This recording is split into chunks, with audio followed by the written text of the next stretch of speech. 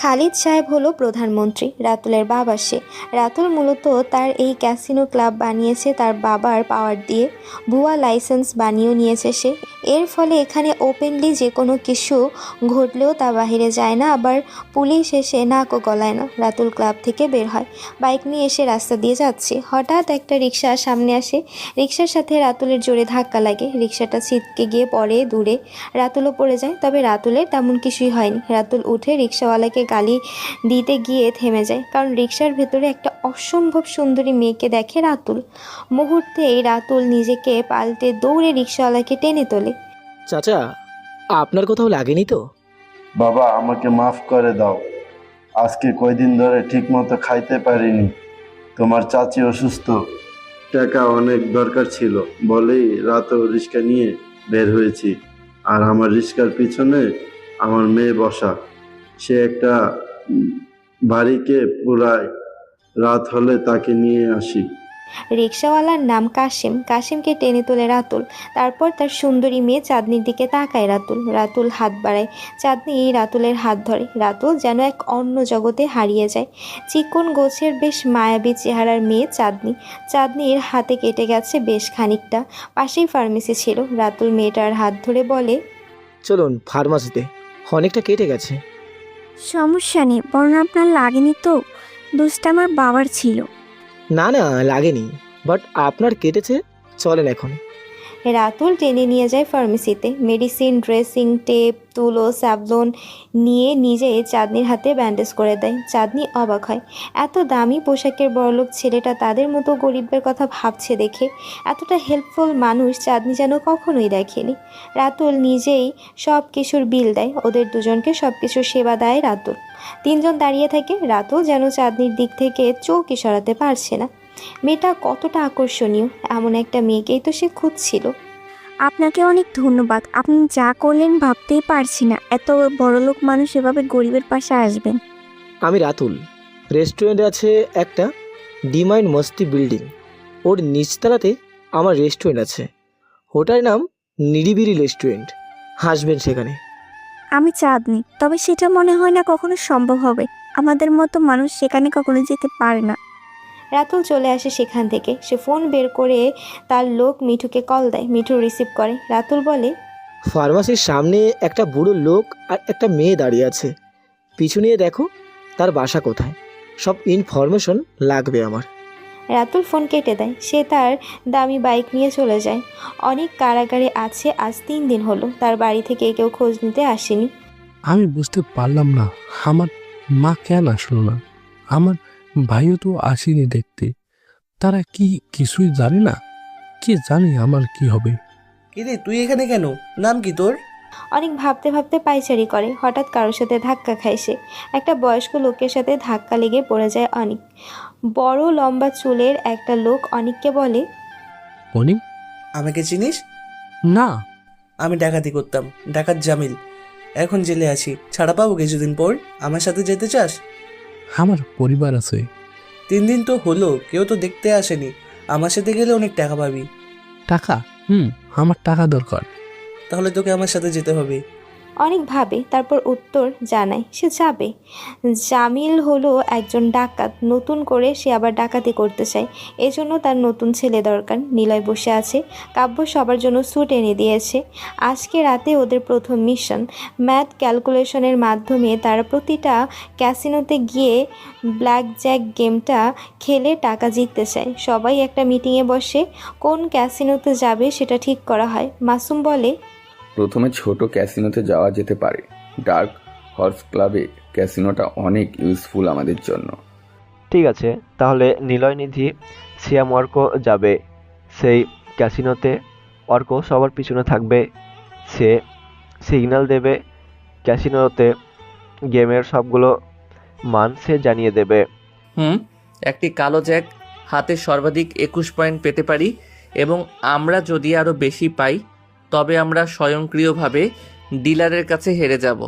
Dealer এবং player উভয়ই শুরু করার জন্য 2টি কার্ড পায়, এবং তারপর যদি ক্যাসিনো 21 পয়েন্টের উপরে যায় এবং ব্লাস্ট হয়, তাহলে ব্ল্যাক জ্যাক টেবিলের সমস্ত খেলোয়াড় স্বয়ংক্রিয়ভাবে জিতে যায়। 21 গেম শুরু হওয়ার আগে প্লেয়িং কার্ডগুলো এলোমেলো করা হয়। প্রাথমিকভাবে একটি মেশিনে করা হয়, তারপরে সমস্ত কার্ড একটি জুতার মধ্যে স্থাপন করা হয় এবং টেবিলের একজন খেলোয়াড় একটি প্লাস্টিকের কার্ড পায় এবং কার্ডগুলিকে বিভক্ত করার অনুমতি দেওয়া হয় যাতে প্রত্যেকে দেখতে পারে যে কোনো প্রতারণা নেই। আমরা ঠিক এই সময়টাতে আমার ক্যালকুলেশন শুরু করব। একবার কার্ডগুলি ব্ল্যাক জ্যাকে এলোমেলো হয়ে গেলে এবং একজন খেলোয়াড় বিভক্ত হয়ে গেলে ডিলার প্রথম কার্ডটি সরিয়ে দেয়। তারপর আমরা ধারণা করতেই পারবো বাজি কোনটাতে ধরতে হবে, কারণ এফ ব্ল্যাকজ্যাক গেম শুরু হবে এবং সমস্ত খেলোয়াড়কে তাদের বাজি রাখার জন্য স্বাগত জানানো হবে। যদি 5 মিনিটের বেশি সময় ধরে খেলতে না পারি তবে একজন নতুন খেলোয়াড়কে জায়গা দিতে হবে। একবার সমস্ত বাজি ব্ল্যাকজ্যাকে স্থাপন করা হয়ে গেলে ক্যাসিনো কার্ডগুলি ডিল করে এবং বাম থেকে ডানে শুরু হয়। সমস্ত জুয়ারি তাদের প্রথম দুটি কার্ড পায় এবং প্রায় সমস্ত ক্যাসিনোতে কার্ডগুলিকে ফেস আপ দেওয়া হয় যাতে প্রত্যেকে দেখতে পারে যে এটা কি দেওয়া হয়েছে। প্রত্যেকে একে অপরের দুটি কার্ড দেখতে পারে, এমন ধারণাটি ক্যাসিনো টেবিলে প্রতারণা করা আরও কঠিন হবে। এটি একটি ক্যাসিনো খেলোয়াড়ের জন্য কার্ডের সাথে বাজি না করা স্বাভাবিক। ডিলারের প্রথম কার্ডে টেবিলে থাকা অন্যান্য কার্ড প্লেয়ারের মতোই দুটি কার্ড থাকে। যাই হোক, ডিলার থেকে শুধুমাত্র একটি কার্ড ফেস আপ, তাই আমরা শুধুমাত্র একটি কার্ডের মান দেখতে পারবো। খুব কম ক্যাসিনোতে ব্ল্যাকজ্যাকের সমস্ত কার্ড ফেস ডাউন ডিল করা হয়, ঠিক পোকারের মতো। এখানে একটি কার্ড স্পর্শ করার অনুমতি দেওয়া হয় এবং অন্যদের একটা তোর কি আছে দেখা সম্ভব না, তখন ম্যাথের মাধ্যমে আমাদের সংখ্যাগুলোর ধারণা করতে হবে। আর ম্যাথটা করতে হবে মস্তিষ্কে, সেখানে খাতা কলম চলবে না। যে সংখ্যা আমরা পাবো সেটাই হবে আমাদের লাকি সংখ্যা, আর সেই সংখ্যার উপর বাজি ধরতে হবে। কাব্যের কথা শেষ হতেই সবাই বেরিয়ে পড়ে। এটা ওদের গোপন আস্তানা, নর্মাল একটা ক্লাবে আসে ওরা, একটা খুপড়ির মতো ক্লাব। 4 জন সেখানে আসে, নিলয়কে আগে ঢুকতে বলে। নিলয় দেখতে পায় ক্লাবটিতে সবাই ক্যাসিনো গেম ব্ল্যাকজ্যাক খেলছে। নিলয় কিছু সময় দাঁড়িয়ে গেমটাকে দেখতে থাকে। এটা একটা কার্ড গেম। নিলয় সেখানে দাঁড়িয়ে থেকে কখন আঘাত করতে হবে, দাঁড়াতে হবে, ডাবল ডাউন করতে হবে বা বিভক্ত করতে হবে তা দেখে নিয়েছে। এখানে 7 জন খেলোয়াড় আছে। কার্ড 52টি থেকে 416টাও আছে। 1 থেকে 8টি 52 কার্ড ডেক বলা হয়। ঘড়ির কাঁটার দিকে তাকিয়ে বাজির সংখ্যা বলতে হবে। মনে মনে বলে এটা তো খুব সহজ। সে অঙ্ক কষে বাজির সঠিক সংখ্যা গণনা করে নিয়েছে, আর সেটাই বারবার সঠিক হচ্ছে। নীলার হাসি লক্ষ্য করে সামাদ নামের একজন জুয়ারি, সে টেবিল বারবার জিতে যাচ্ছে। বোঝা যাচ্ছে সামাদ বেশ পাক্কা জুয়ারি। ওই ছেলে এখানে এসে ধারিনা থেকে খেলতে বসো। এটা দেখার জন্য নই, খেলতে হবে। আছে নাকি টাকা? আমি খেললে টাকা লাগবে না, টাকা নিজেই আমার কাছে এসে ধরা দেবে। তাই নাকি? বুঝো এটা কি গেম? আমেরিকার ব্ল্যাকজ্যাক ক্যাসিনো গেম। নিলয় আরও হাসে। এই টেবিলে প্রায় 1 কোটি টাকা আছে। নিলয় হাসতে হাসতে বলে, ব্ল্যাকজ্যাকের অবিলম্বে পূর্বসূরি ছিল 21টির ইংরেজি সংস্করণ, যাকে বলা হয় ভিংটোন, যা একটি অজানা উৎসের খেলা। প্রথম লিখিত রেফারেন্স পাওয়া যায় স্প্যানিশ লেখক মিগুয়েল ডি সার্ভান্তেসের একটি বইয়ে। সার্ভান্তেস ছিলেন একজন জুয়ারি এবং নোভেলাস ইজেমপ্লেরেস থেকে তার রিনকোনেটি কর্টাডিলো এর নায়করা সেভিলের তাস প্রতারক। তারা ভেইন্টিনো এ প্রতারণা করতে পারদর্শী এবং বলে যে খেলার উদ্দেশ্য হলো 21 পয়েন্টে পৌঁছানো এবং টেক্কার মান 1 বা 11। খেলাটি স্প্যানিশ বারাজার ডেকের সাথে খেলা হয়। রিন কোন্টেটে কোটাডিলো 1601 এবং 1602 এর মধ্যে লেখা হয়েছিল, যা বোঝায় যে 17 শতকের শুরু বা তার আগে থেকে কাস্টিলে ভেন্টিওনো খেলা হয়েছিল। পরবর্তীতে ফ্রান্স এবং স্পেনে এই খেলার উল্লেখ পাওয়া যায়। আর কিছু কি শুনতে চান? নীলার কথা শুনে সবাই নীলার দিকে তাকায়। বোঝা যাচ্ছে খ্যাত হাবাগোবা দেখতে ইনোসেন্ট লোকের ছেলেটা বেশ বুদ্ধিমান। সামাদ বলে, চেয়ার ছাড়, ছেলেটাকে বসতে দে। নিলয় হাসলো। সামাদ ড্রিঙ্কস করছে। নিলয় টেবিল থেকে একটা সিগারেট বের করে সেটাতে আগুন জ্বালিয়ে টানতে শুরু করে।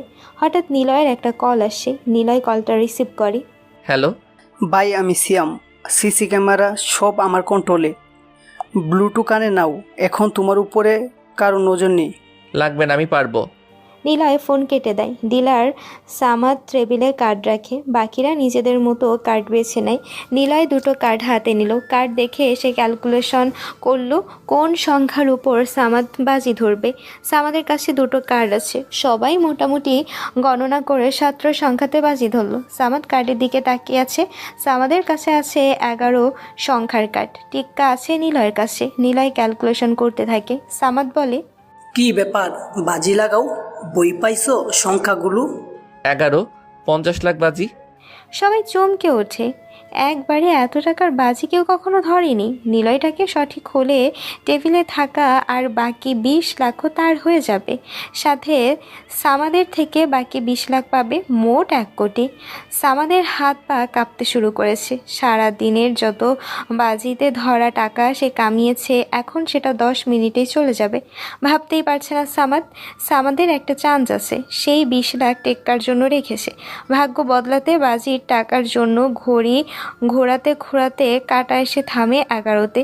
সাথে সাথে নিলয় পুরো টেবিলের টাকা একবারে নিজের কাছে নিয়ে নেয়। তারপর টেবিলে একটা চাপড় দিয়ে টেক্কা বের করে বলে, 20 লাখ। কারো কাছে আর বড় সংখ্যা নেই, কাটা ঘোরানোর প্রয়োজনও নেই। নিলয় 1 কোটি টাকা জুয়ার মাধ্যমে 10 মিনিটে আয় করে ফেলল। কে তুই, নাম কি তোর? আমার নাম নিলয়। এই পৃথিবীতে নতুন এসেছি, কিন্তু হারতে নয়, ধ্বংস করতে। নিলয় কথাটা বলে টাকার লাগেজ হাতে নেয়। তখনই কতগুলো ছেলে এসে নিলয়ের মাথায় কালো কাপড় পরিয়ে হাত পা বেঁধে টেনে নিয়ে যায় একটি অন্ধকার ঘরে। মিঠু এসে রাতুলকে বলে, বস, মেয়েটার নাম চাঁদনি, বাবা রিক্সা চালায়, মা ক্যান্সার রোগী, অনার্স পড়েছে, মেয়েটা সুন্দর গান করে, সামনে একটা এলাকায় ছোট বাড়িতে থাকে, বাড়ি নাম্বার 10। রাতুল মিঠুর থেকে চাঁদনি সব ইনফরমেশন নেয়। রাতুল বেরিয়ে পড়ে।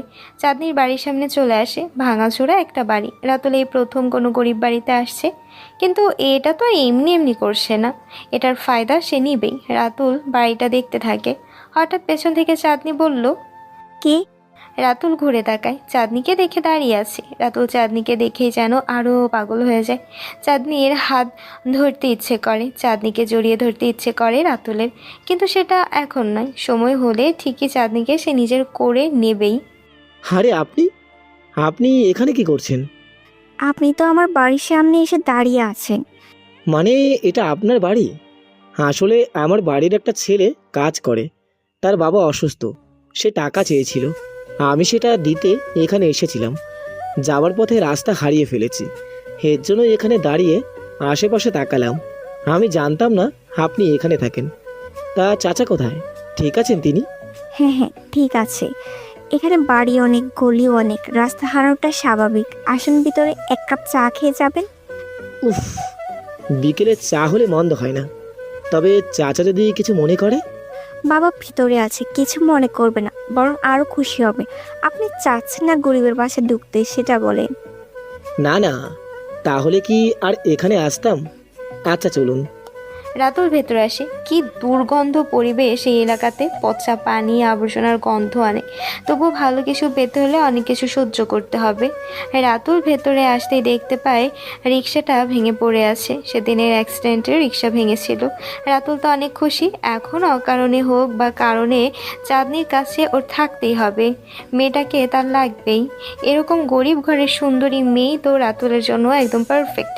কাশেম চাচা বেরিয়ে আসলো বাহিরে। রাতুলকে দেখেই অবাক। বড়লোক ছেলে গরিবের বাড়িতে?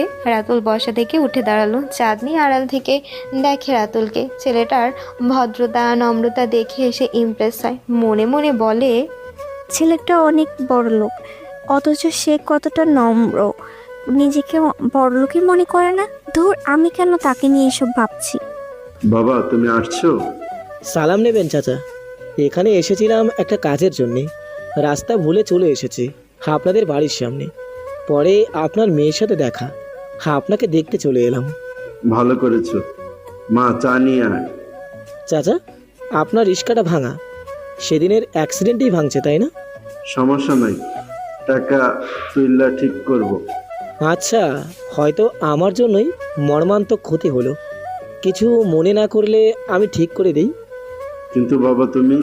প্লিজ আঙ্কেল, মনে করেন এটা উপহার। আচ্ছা। চাঁদনি চা নিয়ে আসে। রাতুল চায়ের কাপ ধরতে গিয়ে ইচ্ছে করে চায়ের কাপটা ফেলে দেয় আর গরম চা পড়ে চাঁদনির হাতের আঙুলে। রাতুল সাথে সাথে চাঁদনির হাতটা নিয়ে মুখের ভেতরে নিয়ে নেয়। তারপর চাঁদনি রাতুলের কাণ্ড দেখে অবাক হয়। ছেলেটা এমন কাজ করবে একদমই ভাবেনি। রাতুল দ্রুত মুখের ভেতর থেকে হাতটা বের করে, জায়গাটা পরিষ্কার করে, তারপর পেস্ট এনে দিয়ে সেখানে লাগিয়ে দেয়। চাঁদনির তেমন কিছুই হয়নি, কিন্তু রাতুলের চোখে মুখে চিন্তার ছাপ বিশাল। এটা দেখে চাঁদনির সব ব্যথা যেন সেরে যায়। চাঁদনি শুধু অবাক হয়ে রাতুলকে দেখছে। রাতুল বলে, প্লিজ আমাকে মাফ করে দিন, আমার জন্য এমন হয়েছে। আমি বুঝতে পারিনি আপনার আঙুল পুড়ে যাবে। সত্যি বলছি, আমারই ভুল হয়েছে। আরে আরে আস্তে, একটু শ্বাস নেন। এতটা উদ্গ্রীব হচ্ছেন কেন? আমার তেমন কিছু হয়নি। এভাবে কেউ চিন্তা করে? আপনি একটু শান্ত হয়ে বসেন। আমার জন্য আপনার খালি সমস্যাই হয়। আমি আর আসবই না। হয়েছে, থামেন এবার। রাতুল চাঁদনির হাত ধরে রেখেছে। চাঁদনির বাবা অবাক হয়, এমন বড়লোক ঘরের ছেলে তাদের মতো গরিবের সাথে কত সহজেই মিলে গেল। রাতুল একটা টুল এনে দেয়, চাঁদনিকে বসায় সেখানে। রাতুল টাকা দেয় তার বাবাকে, বলে, চাচা, এই নিন টাকা, আপনি রিক্সাটা ঠিক করে নিন। আমি চলে যাব, আর আসবো না। আরে বাবা, চিন্তা নাই, আমি বাজারে যাচ্ছি। চাঁদনি ছেলেটার একটু চা খেতে দিস আবার। কাশেম চাচা টাকা নিয়ে বাহিরে চলে যায়। চাঁদনি রাতুলের দিকে তাকিয়ে আছে। রাতুল চাঁদনির হাত ধরে আঙ্গুলে ফু দিতে থাকে। চাঁদনি মুচকি হাসতে থাকে রাতুলের কাণ্ড দেখে। চাঁদনি বলে, ওই, আপনি কি পাগল? এভাবে বাচ্চাদের মতো রিয়েক্ট করেন কেন? আপনারা খালি আমার সাথে দেখা হলেই সমস্যা হয়। জি না, এটা জাস্ট দুর্ঘটনা। এখন একটু শান্ত হয়ে বসেন। কিন্তু কিন্তু কি? চুপচাপ বসেন, আবার চা বানিয়ে নিয়ে আসি। লাগবে না। হাতটাকে ছাড়বেন জনাব। হো, সরি। রাতুল লজ্জায় মাথা নিচু করে নেয়। চাঁদনি হাসতে থাকে। চাঁদনি বসা থেকে উঠল। রাতুল তখনই বলে, শুনুন, এটা আমার নাম্বার। কোনো সমস্যা হলে হাতে আমাকে জাস্ট ফোন করবেন। আসি এখন। আসি মানে কোথায় যাবেন? আমি থাকলে আপনার সমস্যা, তাই চলে যাচ্ছি। থাকেন।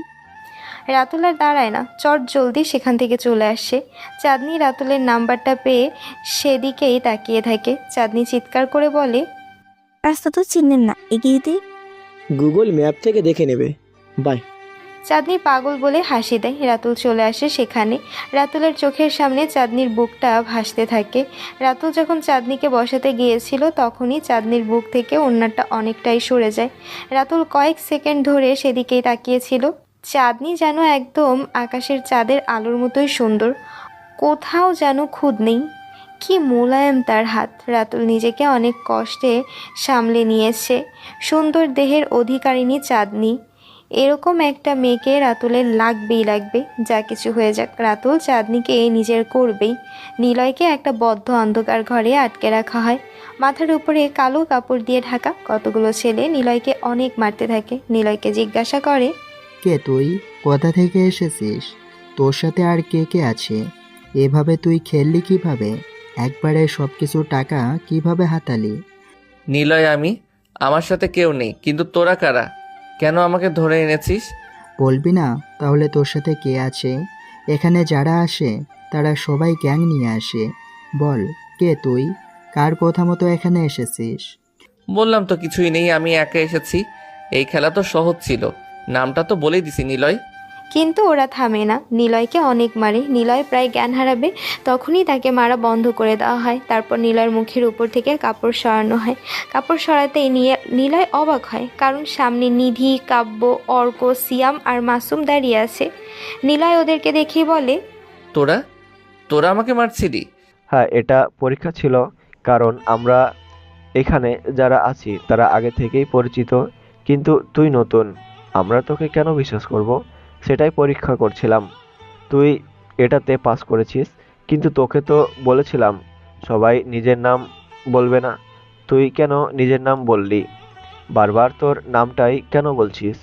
ক্লাবেও তোর নাম বলেছিস। নিলয় বসা থেকে উঠে দাঁড়ায়, কাব্যের কাছে আসে, কাব্যের থেকে একটা সিগারেট নিয়ে আগুন জ্বালায়।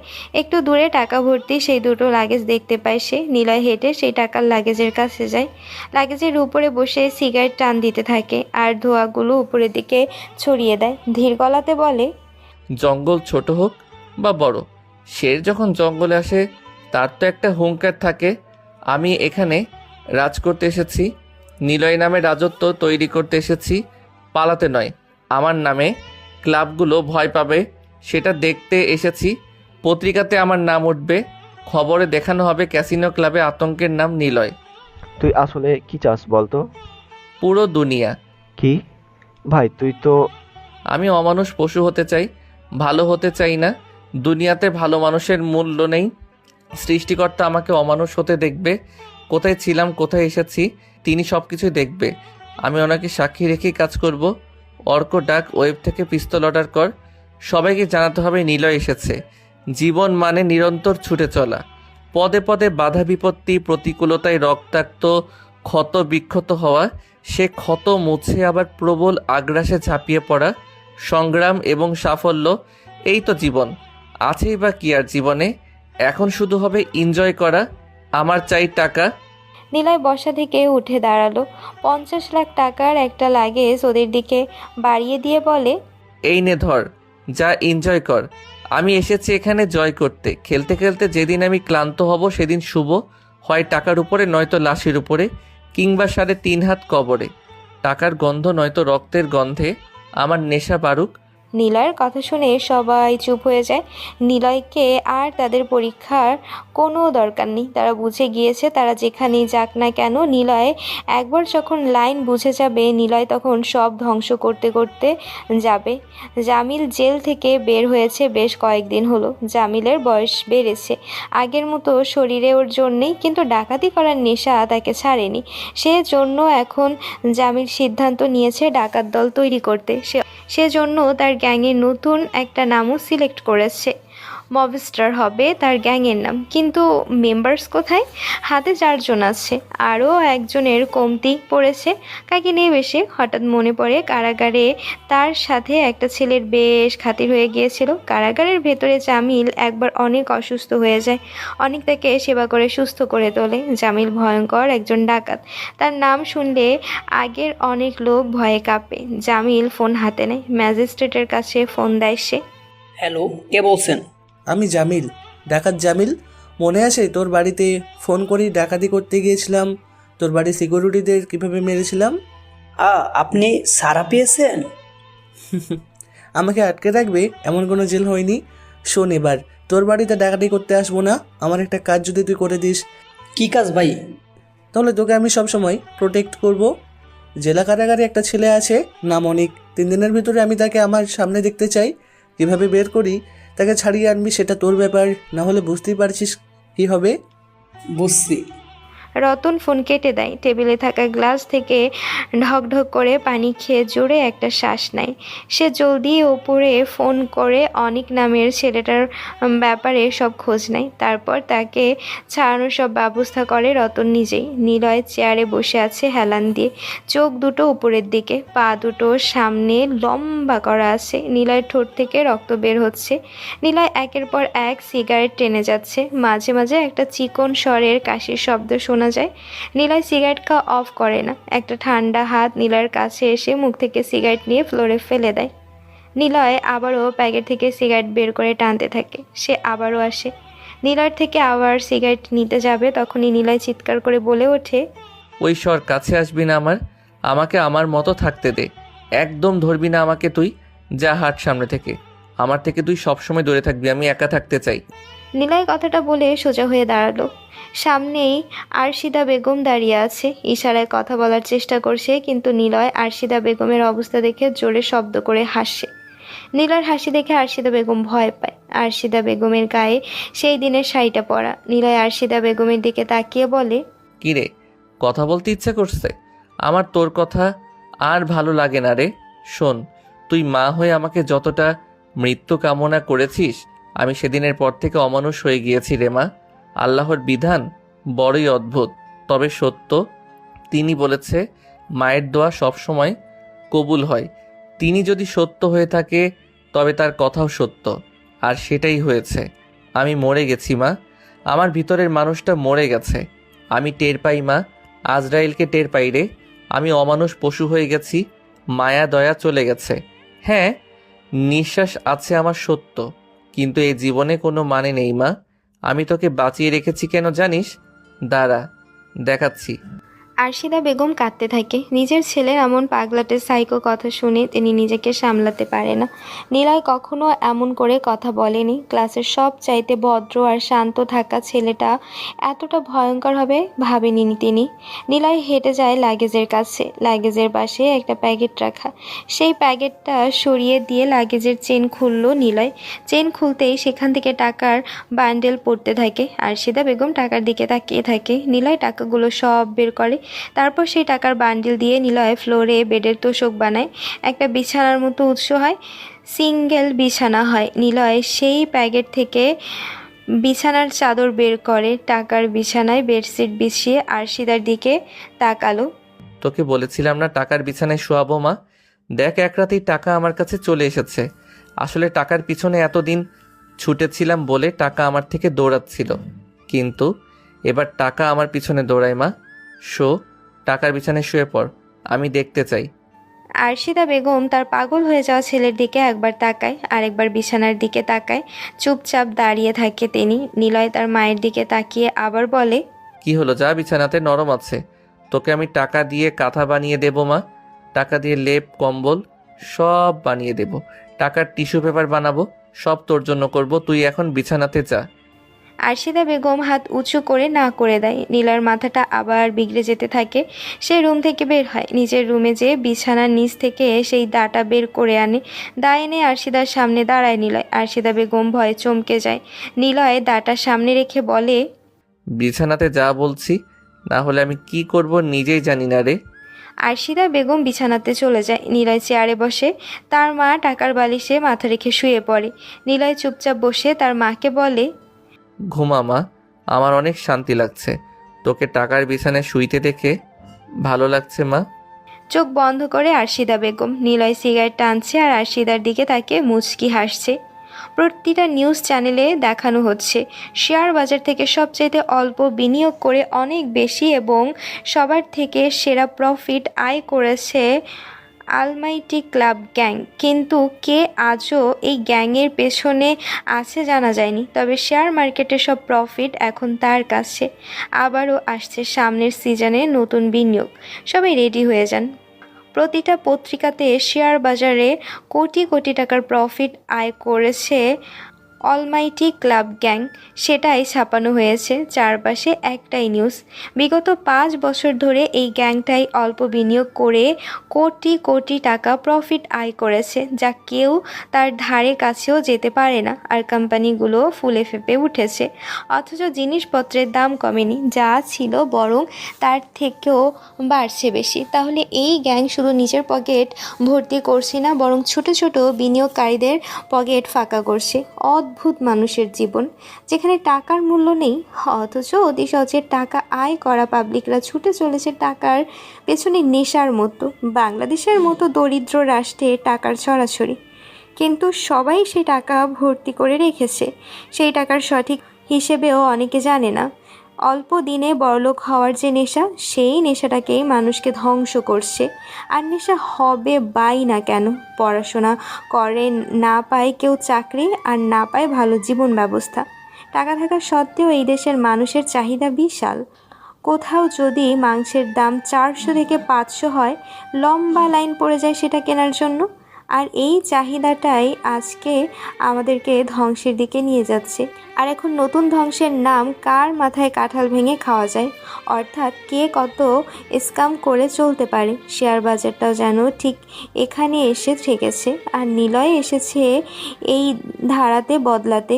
সবাই যখন টাকার পেছনে ছুটছে, তখন নিলয়ের মাথায় চলছে নতুন কিছু। সৃষ্টিকর্তা একটা মস্তিষ্ক দিয়েছে, নিলয় সেটাকে কাজে লাগাতে ব্যস্ত। দেখা যাক সামনে কি অপেক্ষা করছে। কতটুকু পারে সে। নিলয় শেয়ার মার্কেটে নামার প্রস্তুতি নেয়। তারপর কাব্যরা বসে আছে। অর্ক এসে কাব্যের সামনে দাঁড়ায়। ভাই, নিলয়কে কিন্তু অনেক ভয়ঙ্কর মনে হচ্ছে। সে কিন্তু সবার রাতের ঘুম খারাপ করতে এসেছে। আমি দেখছি সে এত দ্রুত কিভাবে ক্যালকুলেট করে আমাদের কার্ড সংখ্যা জেনে ফেলেছে। আমাদের কোনো সিগন্যাল সে ফলো করেনি। তাছাড়া কিন্তু তার কাছে টাকাও ছিল না।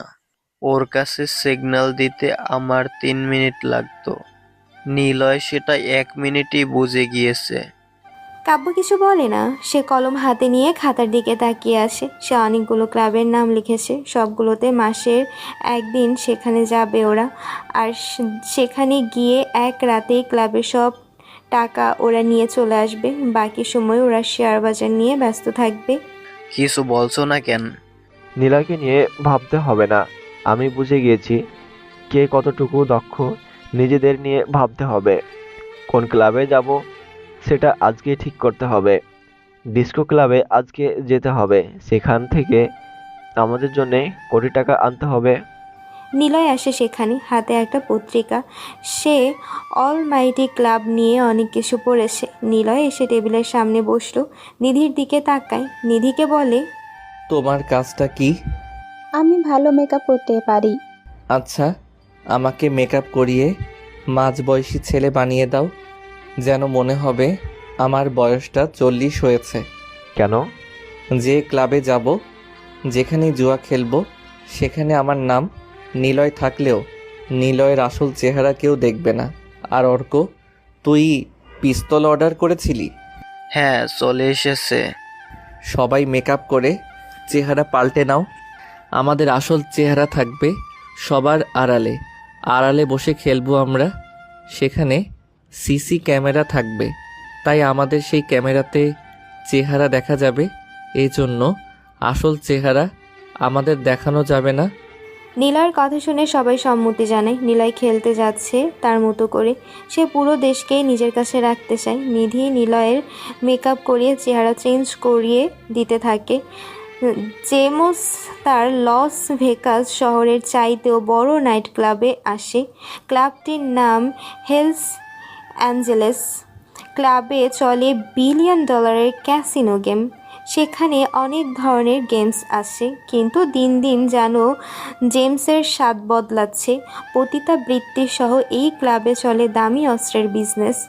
জেমস সাধারণভাবে থাকলেই মাফিয়া জগতে তার পাওয়ার অনেক। তার বিজনেসের জন্য সে এ অবধি 2-3 হাজারের বেশি খুন করেছে। FIB এর পুলিশও ভয়ে জেমসের ধারে কাছে আসে না। জেমসের সাথে রাতুলের বেশ ভালো সম্পর্ক। রাশিয়া, অস্ট্রেলিয়া, ইউরোপের অনেক দেশে জেমসের হাত থাকলেও বাংলাদেশে তার সবচাইতে বেশি যাতায়াত। কারণ একটাই, সেটা হলো এ দেশে বিজনেস করে তার প্রফিট অনেক বেশি হয়। রাতুলের সাথে সে সরাসরি ড্রাগসের বিজনেস করে, আর সেই বিজনেসের কারণে জেমস এখন বিরাট বড় হয়েছে। জেমস জানে বাংলাদেশের মন্ত্রীরা টাকা পেলে সব করবে। এজন্য জেমস পুরো প্রধান মন্ত্রী সহ আরও কয়েকজন পাওয়ারফুল মানুষকে নিজের দলে নিয়েছে। এতে তার মালগুলো অনায়াসে বিড়িতে এসে পৌঁছায়, আর এখান থেকে সরাসরি তার কাছে টাকা চলে যায়। তার মধ্যে প্রধান বিজনেস হলো ক্যাসিনো, আর সেই ক্যাসিনোর বিরাট অংশ আছে বাংলাদেশের মিড নাইট মাস্তি ক্লাব। জেমস কল দেয় রাতুলকে। Hey Ratul, what's up bro? Hi brother, how are you? I'm fine. You did not give the new product? Brother, the best, thank you. Have given me. I can't view, nothing interested. Oh really? I need heavy beautiful girls from your country very soon. Sure brothers, just wait for some time. You'll book you. Great, I'm waiting. But now I want a talented boy for my casino business. Please keep searching. Welcome. Bye. Ratul phone কেটে দেয়। James নতুন একজন ট্যালেন্টকে খুঁজছে যে তার casino গেমসকে আরও বড় করবে। রাতুল অবাক হয়, জেমসের কাছেই তো অনেক ক্যাসিনো খেলার জন্য পাবলিক আসছে, তাহলে সে কেন আরও চায়? কিন্তু এমন কে আসে এখানে যারা খেলতে আসে তারা একটাও পারদর্শী না বলেই রাতুল নিজে বিট করে সবাইকে। রাতুল চাঁদনিকে নিয়ে ভাবতে থাকে। চাঁদনি তার কল্পনাতে আসা এখন সব চাইতে সুন্দর মেয়ে। চাঁদনিকে যদি পাঠাতে পারে সে অনেক টাকা পাবে, কারণ রাতুলকেও জেমস এমন কিছুই গিফট করেছে যার থেকে রাতুল এখন বেশ ভালোই প্রফিট কামায়। নিলয় গায়ে কালো কোট, ভেতরে সাদা শার্ট পরেছে, চুলগুলো কালার করা, মুখে দাড়ি লাগিয়েছে বড়, চেহারার ভেতরে চামড়ার ভাঁজ পড়া মেকআপ লাগানো, যেন বয়সটা একটু বেশি করানো হয়েছে। নিলয় কাব্যের গাড়িতে করে ডিস্কো ক্লাবের সামনে আসলো। নিলয় ভেতরে যেতে থাকে, তখনই গার্ড এসে আটকায়, বলে, স্যার, ভেতরে কাপল ছাড়া যাওয়া নিষেধ। আপনি তো সিঙ্গেল। ও সুইটার। নিলয় ডাক দেয় নিধিকে। নিধি গাড়ি থেকে নামে, চুলগুলো আমেরিকানদের মতো সাদা করে নিয়েছে, গায়ে দামিয়ে একটা নাইট ড্রেস, সেটাও কালো রঙের, মুখে অনেক মেকআপ, চোখে কালো চশমা, মাথার উপরে চুল পট্টি দেওয়া, ছোট ছোট চুল নিধির, ছোট্ট নাইট ড্রেস পরেছে নিধি। নিধিকে দেখে সব ছেলে হা করে তাকিয়ে থাকে। নিধি এসে নিলয়ের হাত ধরল, এক হাত দিয়ে নিলয়ের হাত জড়িয়ে ধরে, গার্ডরা সরে যায়। নিলয় আর নিধি ভেতরে প্রবেশ করে। বেশ ভালোই বড় ক্লাবটি, পুরো এরিয়ার সবখানে ক্যাসিনো গেমস চলছে। ক্লাবের মালিক তন্ময়কে ভেতরে ঢুকছে সব দিক লক্ষ্য রাখছে। নিধির দিকে তাকায় সে দূর থেকে, কারণ এখানে আসা প্রতিটা মেয়ের সাথে তন্ময়ের একবার করে বিছানায় যাওয়ার ইচ্ছে থাকে। টাকা ছুঁড়ে দিলেই সব মেয়ে তন্ময়ের সাথে বিছানায় চলে যায়, কিন্তু নিধির মতো কোনো মেয়ে এতদিন পায়নি, যেমন হট তেমনি আকর্ষণীয়। হাই হিলে নিধিকে যেন কোনো বলিউড নায়িকাদের থেকে কম লাগছে না। বেয়ারা এসে ড্রিঙ্কস দিয়ে যায়, ওরা দুজনে গ্লাস হাতে তুলে নিল। অর্করা বাইরে আসে, ওদের কানে ব্লুটুথ। সিয়াম বলে, ভাই, তোমার দিকে নজর লাগছে ক্লাবের মালিক। কোনো সমস্যা নেই, এখানে বড় টেবিল কোনটা আমাকে জানা। নিলয়, 6 নাম্বার টেবিলটা হলো সবচাইতে বড়। এখানে বড়লোক ঘরে বেয়ারা ছেলেরাই বসে, টাকার বিটও বেশি হয়। তোর ডান পাশের ভিআইপি রুম আছে, দেখ, ওখানে ঢুকে 6 নাম্বার টেবিল খুঁজে বের করবি। নিলয় ভিআইপি রুমের দিকে যায়, সেখানে ঢুকতেই গান শুনতে পায়। তুমি কোন শহরের মাইয়া গো, লাগে উড়া ধুরা। নিলয়ের দিকে ক্যামেরা ঘুরিয়ে ঘুরিয়ে তন্ময় দেখতে থাকে। নিলয়ের 6 নাম্বার টেবিলের পাশে গিয়ে দাঁড়ালো। বিরাট বড় একটা বোর্ড, সবাই ব্ল্যাক জ্যাক গেমস খেলছে, আরও অনেক ক্যাসিনো গেমস চলছে। নিলয় আর নিধির দিকে তাকায় ওরা, মনে হচ্ছে আমেরিকান বয় আর গার্ল এসেছে। নিলয় খেলা দেখতে থাকে আর বুলি করতে থাকে, সবাইকে ভুল ভাল ডিরেকশন দিতে থাকে। তন্ময় তার ম্যানেজারকে পাঠিয়ে দেয়। ম্যানেজার শাকিল আসে, নিলয়কে বলে, hey, who are you? I am Niloy and she is my gorgeous sweetheart Raya. খেলবা নাকি? ওই নিলয়কে বসতে দাও। শাকিলের কথা মতো দুটো চেয়ার ছেড়ে দেওয়া হয়। নিধির চোখে ক্যামেরা লাগানো। অর্করা ক্লাবের বাইরে বসে আছে, সব সিসি ক্যামেরা ওদের নিয়ন্ত্রণে। নিধি একদম গা ঘেঁষে নিলয়ের পাশে বসলো। ক্যাসিনো গেমস শুরু হয়, টেবিলে কয়েন রাখা হয়, সেগুলো নিয়ে কার্ডের সংখ্যার সাথে লাখ বাজি রেখে কয়েন বিট করতে হবে, বলতে হবে সংখ্যার মান।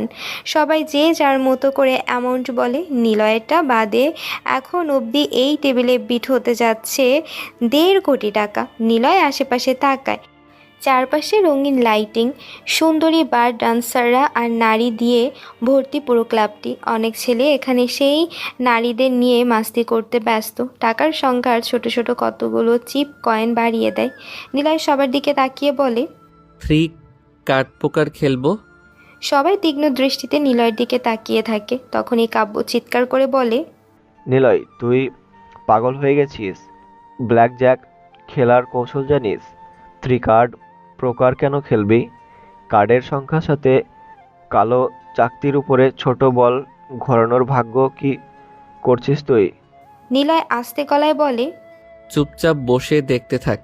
অর্ক আর সিয়াম, নিধিকে জানিয়ে দিবি চাকতি ঘোড়ার বল কোনটাতে থামবে, কারণ সামনে বসে থাকা ছেলেটাই মনে হচ্ছে এখানকার সব কিছু দেখে রাখে, আর চিটারিটা সেই করবে। নিলয়ের কথা কাব্যের ভালো লাগে না। গেমটা সহজ, কিন্তু টাকা হারার লাখটাও বেশ দ্রুতই হয়। শাকিল মুচকি হাসে, সে তো এটাই চেয়েছিল। শাকিল নিলয়কে বলে, তাহলে কত টাকা আছে তোমার কাছে? নিলয় পকেট থেকে 1000 টাকার নোট সামনে ধরে বলে, এটাই আছে আমার কাছে। সবাই নিলয়ের টাকার পরিমাণ দেখে হাসতে শুরু করে। একজন তো গালি দিয়েই বসলো। শালা মাদার ফকির, সরা এটারে এখান থেকে। ভাবখানা দেখলে মনে হবে কোটিপতি আসছে। ওরে আমরা জিতলে সবাই ওরে 10,000 করে দিয়ে দিস। জুয়ার বাজিতে 1 টাকা হোক কিংবা 1 কোটি, এখানে মুখ্য বিষয় হলো জেতা। কারো ক্ষমতা নেই আমার থেকে এই 1,000 টাকা নিয়ে যাবে, কারণ প্রতিটা বিট আমি জিততে চলেছি। জুয়ার আসরে সেই বেশি টাকা আনে যে আসলে বারবার হারে। আমি হারি না, তাই আমার বেশি টাকার প্রয়োজন নেই। তোমার অ্যাটিটিউড ভালো লাগছে, চলো স্টার্ট করি। নিলয় মুচকি হাসলো, সবাইকে কার্ড বাড়িয়ে দেয়। নিলয় কার্ডগুলো তোলে। প্রথমবারই জঘন্য কার্ড পড়েছে। অর্করা এতক্ষণে ক্লাবের সব হাই সিকিউরিটি ক্যামেরা হ্যাক করে নিয়ে নিধিকে বলে, সামনে থাকা ছেলেটার কাছে মোট 35 নম্বরের কার্ড আছে। কার্ডের মান 10, 11, 4, 7 আর 3 পড়েছে। নিধির সাথে সাথে নিলয়ের কানের কাছে মুখ এনে নিলয়কে ফিসফিস করে শাকিলের কার্ডের মান বলে দেয়। অর্ক নিধিকে সবার কার্ডের কথা বলে। নিধি আবার নিলয়কে বলতে যাবে, তার আগেই নিলয় বলে, সবারটা আমি জানি। এখন কার কাছে কত নাম্বারের কার্ড পড়েছে সেটা বের করেছি নিজেই। অর্করা ইমপ্রেস হয় নিলয়ের ক্যালকুলেট ম্যাথ দেখে। শাকিল চিপ কয়েন বাড়িয়ে দিয়ে বলে, 35-এ বাজি 5 লাখ। নিলয় তখনই বলে, 35-এ বাজি 10 লাখ। এটা আমার গাড়ির চাবি, হারলে গাড়িটা ওর। আর 9 নম্বরে বাজি 5 লাখ। শাকিল কপাল কুঁচকে তাকায় সেদিকে। কেউ আর 35-এ বাজি ধরতে সাহস করে না। 5টা কার্ডের 5 বার চাকতি ঘুরে 5 বার বল থামলো। সবাই যে যার মতো করে বাজি ধরলো। প্রথম বিটে সবাই 2টো করে বাজি ধরবে, তারপর সবাই একটা একটা করে বাজি ধরবে। বল ঘোরানো হয়। শাকিল হলো এইবারের ম্যানেজার, মানে সেই খেলে। উপর থেকে তার নাম্বারের বাজির লাখ নির্ধারণ করা হয়। তাই শাকিলই সব বিট জিততে পারে। এখন শাকিলের নাম্বারে যদি বল না থামানো হয় তবে শাকিল হারবে 5 লাখ। আর নিলয় আর যদি সেখানে যে থামায় তবে শাকিল অন্যদের থেকে 1 লাখ পাবে, আর নিলয় 10 পাবে, 2 লাখ এক্সট্রা। হিসেব করলে লস ওদের। তাই এখানে বল ঘুরতে শুরু করে। 35-এ এসে থামে। নিলয় চিপ কয়েনগুলো নিয়ে নেয় নিজের কাছে। নিলয়ের কাছে এখন 12 লাখ টাকার চিপ কয়েন। এভাবে সবগুলো বাজি নিলয় শাকিলের আগেই ধরে নেয়। শাকিল 10 লাখ টাকা হারে 30 মিনিটের ভেতরে। নিলয়ের কাছে 50 লাখ চলে এসেছে। নিলয় সিগারেট ধরিয়ে বলে, আমার সেই 1,000 টাকা এখনো পড়ে আছে পকেটে। আমি এখন 50 লাখ নিয়ে খেলতে চাই। এবার খেলবো ব্যাক জ্যাক। আজকে বাড়ির মালিক তন্ময় পুরো লসের মুখ দেখতে শুরু করেছে। যা আয় হচ্ছে তা নিলয়ের কাছে হারছে। নিলয়ের ব্যাক জ্যাক খেলতে খেলতে 2 ঘন্টা পার করে দেয়। 1.5 কোটি টাকা চলে এসেছে ওর কাছে। কেউ আর খেলতে চাচ্ছে না নিলয়ের কাছে। তন্ময় আসে নিলয়ের কাছে, 3টে টাকার লাগেজ এনে দেয় তার কাছে। নিলয় ইশারা করে নিধিকে এখান থেকে চলে যেতে। নিধি সবার আড়ালের ভিড়ের ভেতর থেকে চলে যায় টাকার লাগেজ নিয়ে। কাব্য বাহিরে বসে আছে গাড়ি নিয়ে। নিধি, নিলয় কোথায়? সে ভিতরে, ক্লাবের মালিক এসেছে। সিট, নিলয়কে না নিয়ে কেন এসেছো? অর্ক, তোরা টাকা নিয়ে চলে যা, নিধিকেও সাথে নিয়ে যা, আমি নিলয়কে নিয়ে আসছি। ওরা 4 জন চলে যায়। কাব্য বাহিরে অপেক্ষা করছে, নিলয় ভেতরে বসা। তন্ময় নিলয়কে বলে, নিলয়, তুমি তো দেখি বেশ ভালো জুয়া খেলতে পারো, তোমার লাক অনেক ভালো। হা হা হা, লাখ নির্ধারণ করে উপরওয়ালা। জুয়া হলো হারাম, আর হারাম কাজে উপরওয়ালার দেওয়া লাখ কাজে আসে না। এটা হলো ট্রিক্স যা আমি জানি, তাই লাখকে স্বাগত না জানিয়ে নিলয়কে ওয়েলকাম করা উচিত। তুমি ভালোই জিততে পারো। জুয়া খেলাতে জিততে হলে বুদ্ধি, ধৈর্য আর লোভ কম থাকতে হবে, তবেও জেতা সম্ভব। তোমার জন্য একটা অফার আছে, আসো আমার সাথে। তন্ময় নিলয়কে নিয়ে যায় সিক্রেট রুমে। এখানে ক্যামেরা আছে। কাব্য ক্যামেরাতে সব কিছু দেখছে।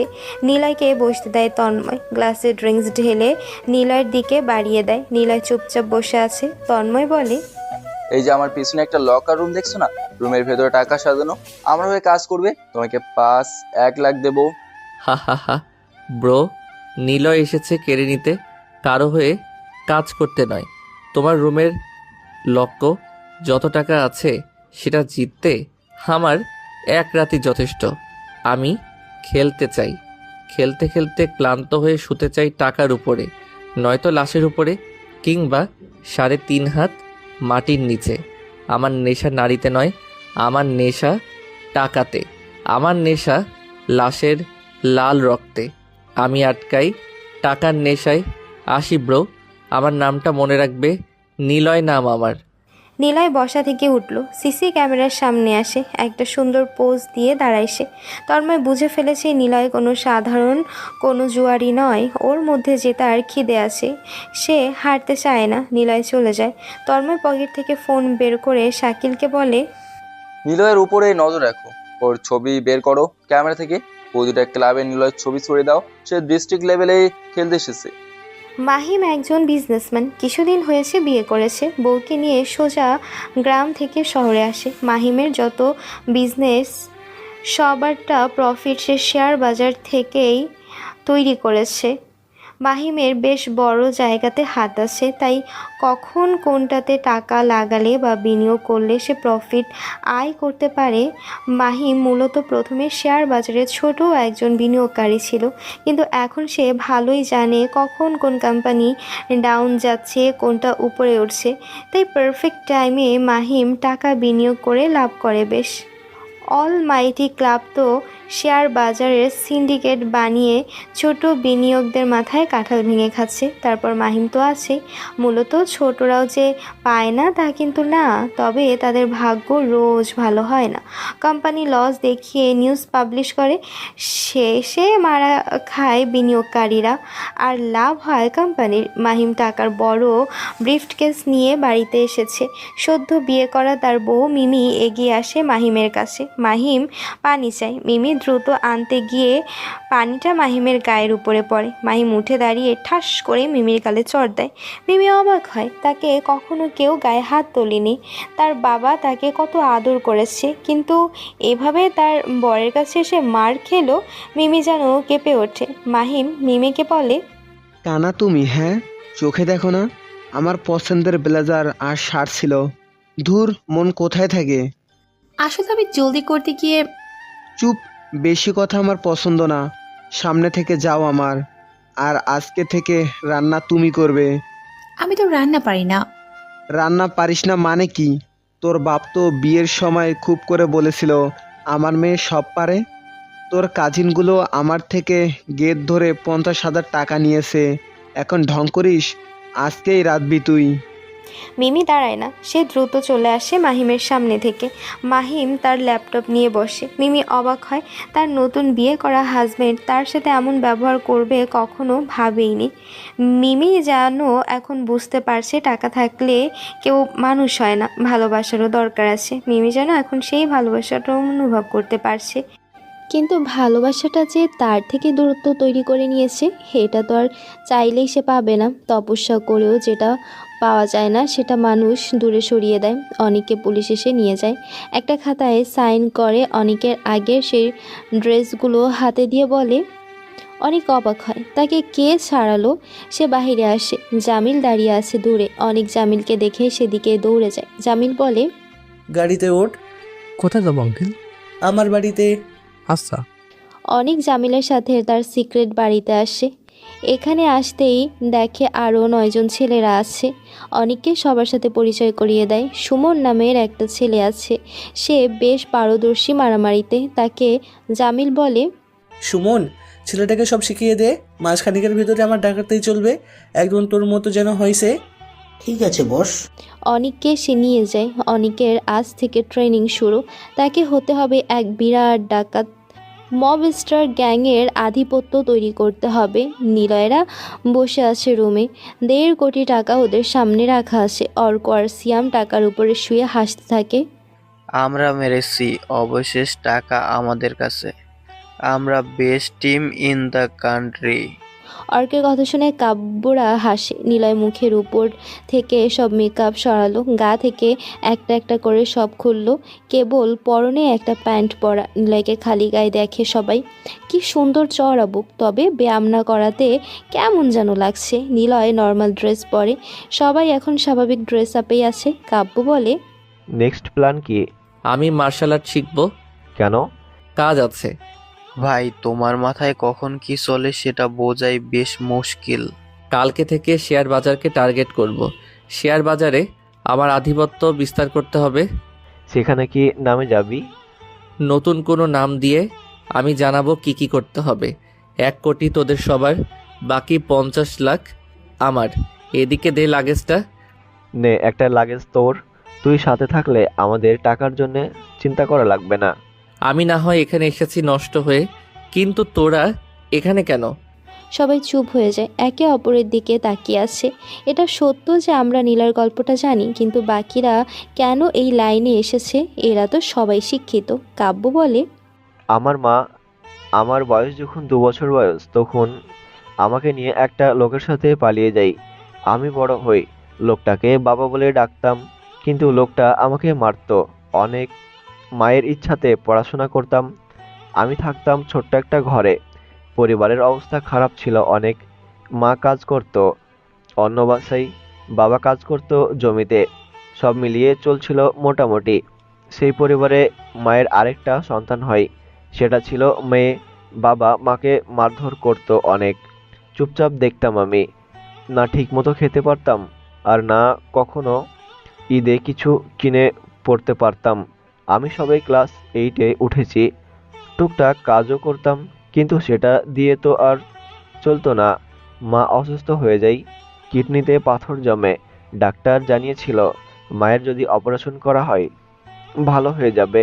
আমার মা আমার সত্যিকারের বাবাকে ফাঁকি দিয়ে চলে এসেছিল ঠিকই, কিন্তু হাজার হোক সে তো আমার মা। আমার প্রতি তার দায়িত্ব তিনি কখনো অবহেলা করেনি। মা অসুস্থতা নিয়েও কাজ করত। একদিন স্কুল থেকে এসে শুনি মা এখনো বাড়িতে ফেরেনি। মায়ের খোঁজে গিয়েছিলাম। মা সেই বাড়ির সামনে পড়ে আছে, মুখ দিয়ে রক্ত বের হচ্ছে। বাড়ির লোকেরা মাকে গালমন্দ করছে কাজ করেনি বলে। আমি দৌড়ে মায়ের কাছে যাই, মামা বলে ডাকি আমি। মা আমাকে দেখে কেঁদে ফেলে। মায়ের হাত ধরে টেনে তুলি, জানতে চাই মা কি হয়েছে। মায়ের সারা গা কাঁপতে থাকে। একটা কোট পরা ভদ্রলোক এসে আমাকে বলে, ওই কুত্তার বাচ্চা, খাঙ্কের পোলা, তোর মা আমাদের বাড়ি থেকে টাকা চুরি করেছে, তাই মারছি। তোর মাকে এখান থেকে নিয়ে যা। আমি উঠে লোকটাকে কিছু বলতে যাচ্ছিলাম, কিন্তু মা আমার হাত টেনে ধরে। মায়ের দিকে তাকাই, মা ইশারায় বলে, যাস না বাবা। আমি কিছু বলিনি। মাকে নিয়ে চলে আসি। মাকে বললাম, মা তুই কেন টাকা নিতে গেছিলি? বাবা আমি টাকা নিইনি রে, আমার বেতন বাকি ছিল অনেক টাকা। তোর জন্য কিছু কিনে দেব বলে অল্প করে ওদের কাছে বেতন থেকে রেখে দিতাম। ঈদ তো সামনে, তোর তো কিছু কেনা হয় না কখনো। ঈদের দিন তো বাড়ি থেকে যাস না কোথাও, কষ্ট হয় আমার। সেজন্য তোর কিছু কিনে দিতে চাইছিলাম খোকা। আজকে টাকা চাইতে গেছি, দেয়নি আমারে। অনেক করে বলেছি, শেষে জোর করেছি বলে আমাকে মেরে চুরির অপবাদ দিয়ে বের করে দিছে। কি, তা তুই আগে কেন বলিসনি? আমি ওদের মেরে ফেলতাম। মা আমাকে জড়িয়ে ধরে কান্না করে দেয়। নিলয়, আমি চুপচাপ ছিলাম। মা বাড়িতে এসে বিছানায় শয়।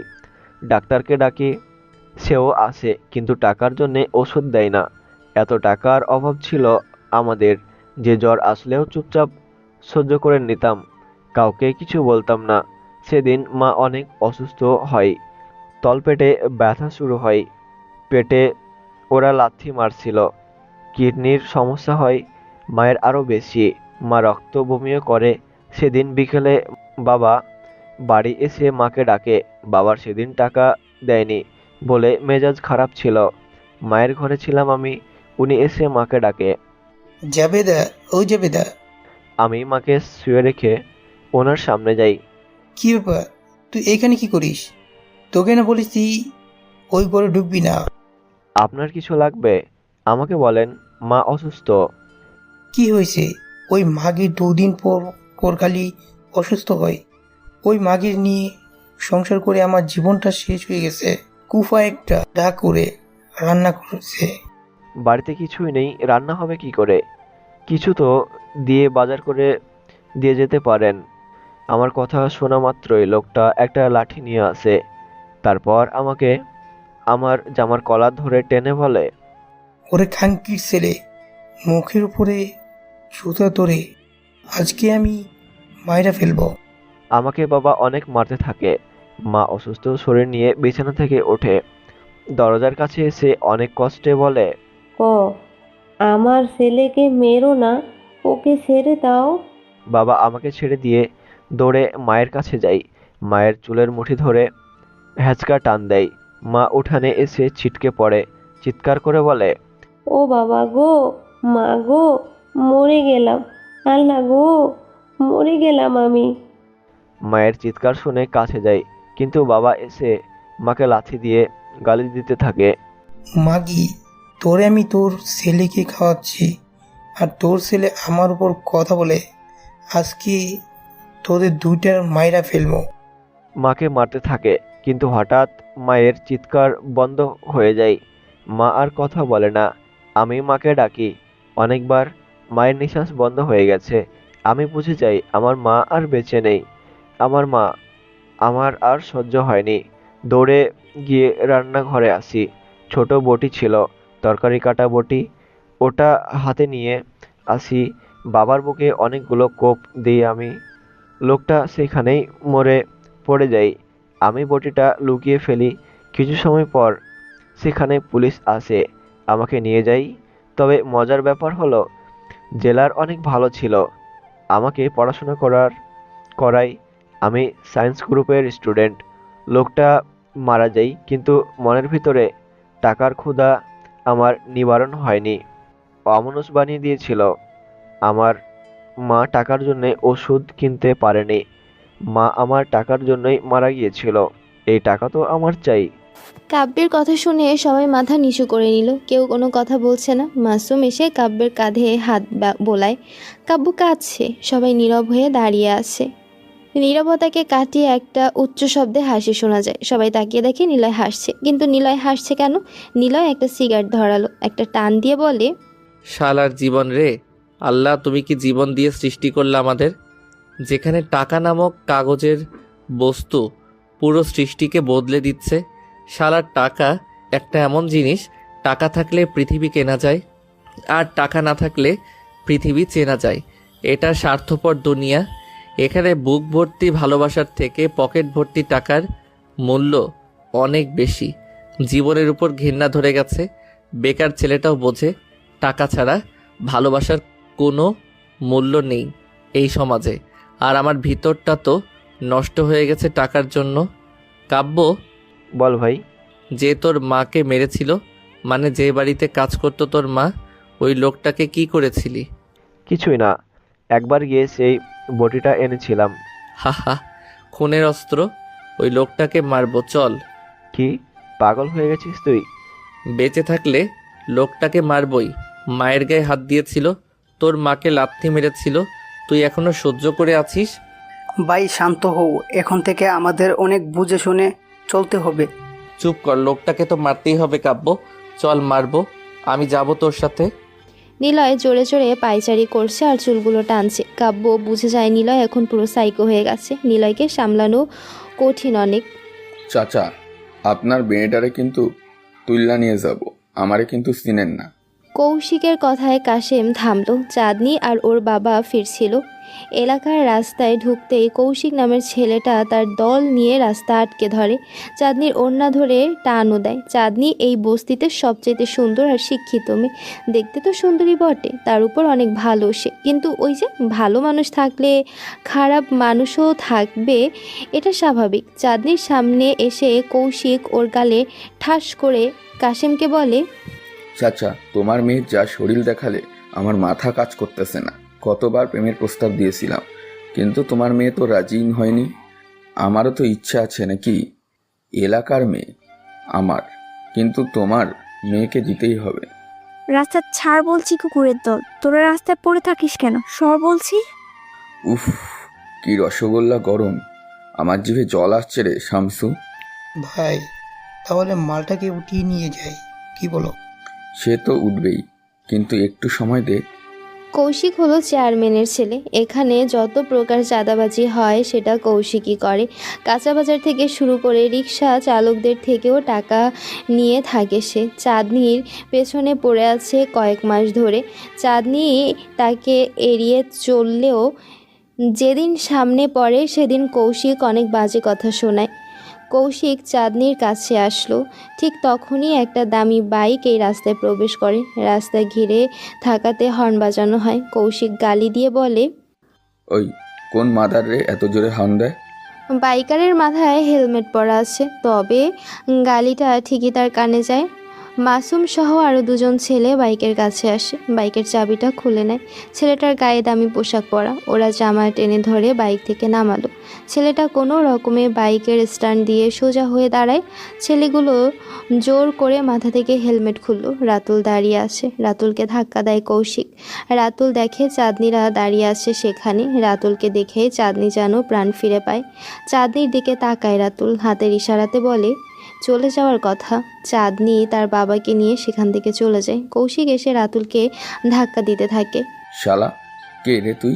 ফুটানি দেখাস, হর্ন দিলি কেন জোরে? রাতুলের সহ্য হয় না। তারপর রাতুল মাথা থেকে হেলমেট খোলে। কৌশিক এসে রাতুলকে ধাক্কা দেয়। রাতুল জোরে একটা শ্বাস নেয়। রাতুল কোটের পকেটে হাত গুজল। সেখান থেকে একটা পিস্তল বের করে সেটা টেনে গুলি লোড করে ট্রিগারে আঙুল রাখে। সবাই ভয়ে পিছিয়ে আসে। রাতুল পিস্তলটা সামনে মেলে রেখে বলে, কার পেছনে কি গুজবি ভাই? কৌশিকেরা ভয়ে দৌড় দেয়। রাতুল ফোন করে মিঠুকে, বলে কয়েকটা ছেলে চাঁদনির বস্তিতে থাকে, আমি সবার ডিটেলস পাঠাবো, সবগুলোকে তুলে নিয়ে আসবি। রাতুল ফোন কেটে দিয়ে চাঁদনিদের বাড়ির দিকে আসে। চাঁদনি বারান্দায় বসা। রাতুলকে দেখে খুশি হয়, বাইরে বের হয়ে আসে।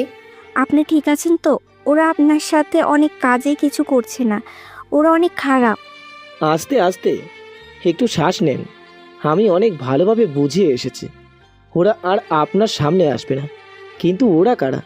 চেয়ারম্যানের ছেলে আর ওর লোকেরা সব সময় এখানে ঘুরে বেড়ায়, আমাদের অনেক বাজে কথা বলে, বাজে স্পর্শ করতে চায়। আচ্ছা, চিন্তা নেই, আর আমি ভালোভাবে বুঝিয়ে এসেছি। রাতুল আরও কিছু বলতে যাবে, তখনই ওর ফোনে কল আসে। স্ক্রিনে তাকিয়ে থেকে সামিয়ার কল। রাতুল ফোন কেটে দেয়। আবার কল করে সামিয়া। লাগাতার কল দিতে থাকে সে, কিন্তু রাতুল রিসিভ করে না। চাঁদনি বলে, আপনার তো ফোনটা বারবার পাচ্ছে, রিসিভ করে। আর বলো না, বিজনেস ডিল কল বারবার আসতেই থাকে। তবু কলটা রিসিভ করে। ওকে, জাস্ট ওয়েট। রাতুল দূরে সরে আসে। তারপর সামিয়ার কল রিসিভ করে সে। কলটা রিসিভ করতে রাতুল গালি দিতে থাকে। হেই কুত্তার বাচ্চা, তোকে না বলেছি আমাকে কল করবি না? আমার ইচ্ছে হলে আমি তোকে কল করব, বারবার কেন কল করিস? কেটে দিলেও কেন কল করিস? এইভাবে কথা বলছো কেন? তোমার মেয়ে সিম্মি যে আজ কয়দিন ধরে অসুস্থ, তুমি তো আজ বেশ কয়েকদিন বাড়িতে আসো না, ফোন করো না, কল দিলে কেটে দাও, কথাও তো বলো না, তাহলে আমি কিভাবে থাকবো?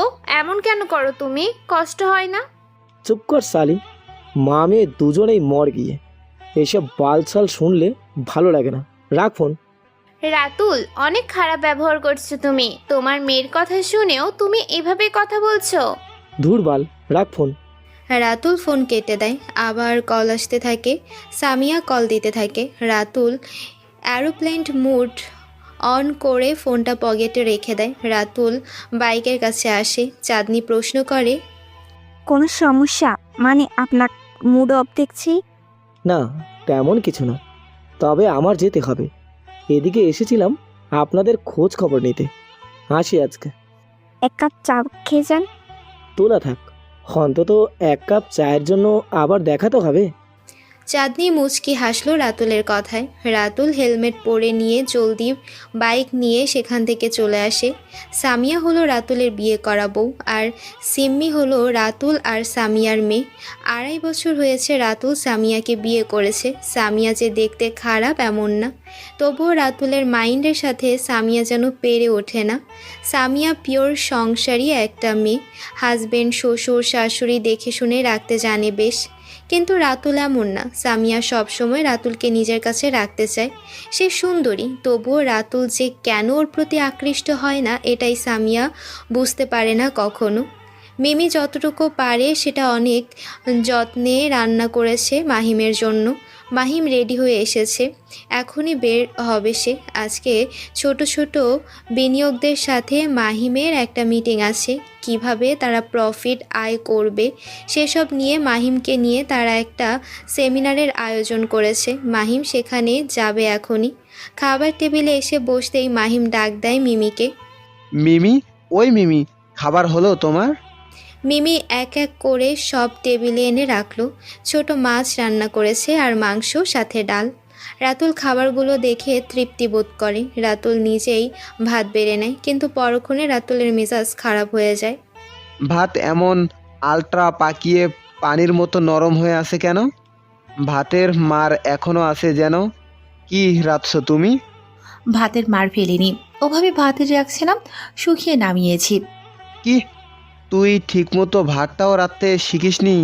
তোর মা তোকে কি কখনো রান্না শেখায়নি? পুরুষ মানুষ কি সব করবে? পুরুষ মানুষ বাইরে কাজ করবে, আবার এসে রান্নাও করবে। আমি কি প্রবাসী? হ্যাঁ, এ কোন মেয়ে এসে জুটলো রে?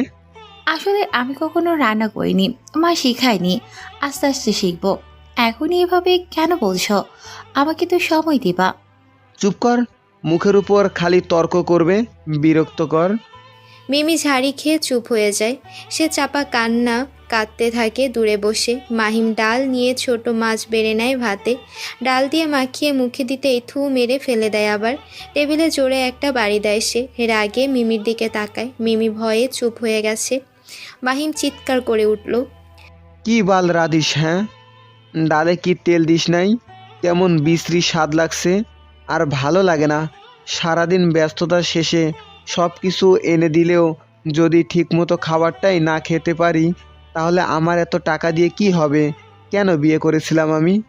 আমি দুঃখিত, আসলে দ্রুত করতে গিয়ে ভুলে আমি তেলের উপরে ডাল দিইনি, আর এমন হবে না। আর মাছ কি দোষ করেছে? মাছে কোনো ঝাল দিস নাই কেন? এদিকে আয়। মিমি ভয়ে ভয়ে মাহিমের কাছে আসলো। মাহিম টেবিলে থাকা তরকারিগুলো ছুঁড়ে মারে মিমির সামনে। টং টং প্লেট, কড়া, বাটি পড়ার শব্দ কানে আসে মিমির। মিমি চমকে ওঠে, সে আর সামলাতে পারে না, শব্দ করে কেঁদে উঠল।